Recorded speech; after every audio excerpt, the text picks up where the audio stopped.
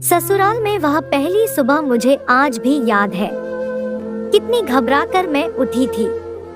मैं यह सोचती हुई कि कहीं देर ना हो जाए। सब न जाने मेरे बारे में क्या सोचेंगे।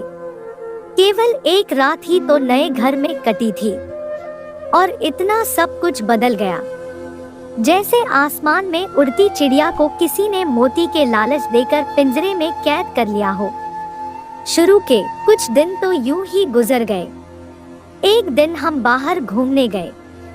जब हम वापस घर आए तो सासू माँ की आंखों में खुशी तो दिख रही थी, लेकिन केवल अपने बेटे के लिए ही। मैंने सोचा कि शायद नया नया रिश्ता है, एक दूसरे को समझने में कुछ वक्त लगेगा, लेकिन समय ने जल्द ही एहसास करा दिया कि मैं यहाँ बहू हूँ, इसलिए मैं जैसा चाहूँ वैसा नहीं कर पाऊंगी। कुछ कायदा और मर्यादा है जिसका मुझे पालन करना होगा, जैसे कि धीरे धीरे बात करना, धीरे से हंसना, सबके खाने के बाद खाना खाना।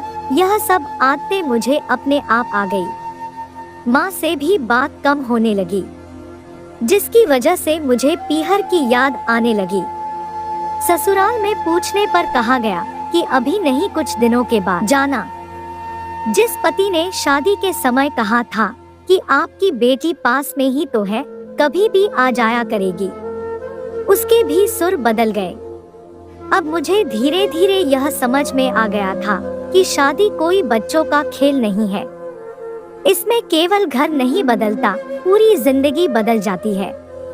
अब मैं कभी भी उठकर अपने पीहर नहीं जा सकती। यहाँ तक कि पीहर वालों को भी मुझसे मिलने के लिए पूछ कर आना पड़ता है। पीहर में जोर जोर का हंसना, कभी भी कहीं भी चला जाना, रसोई में से कुछ भी उठा कर खा लेना, अपनी मर्जी का करना, यह सब यादें बनकर रह गई। अब मुझे समझ में आने लगा था कि क्यों विदाई के वक्त सभी लोग मुझे गले लगाकर रो रहे थे। असल में मुझसे दूर होने का एहसास उन्हें हो रहा था, लेकिन एक और बात थी जो उन्हें अंदर ही अंदर परेशान कर रही थी कि अब जिस सच्चाई से मुझे इतने दिन दूर रखा गया है, वह सच्चाई मेरे सामने आने वाली थी। पापा का यह झूठ कि मैं उनकी बेटी नहीं बेटा हूँ, अब और दिन नहीं छूप पाएगा, जो कि उनकी सबसे बड़ी चिंता थी कि अब उनका बेटा, जिसको कभी भी बेटी होने का एहसास नहीं कराया था, जीवन के इतने बड़े सच से सामना करने जा रही थी।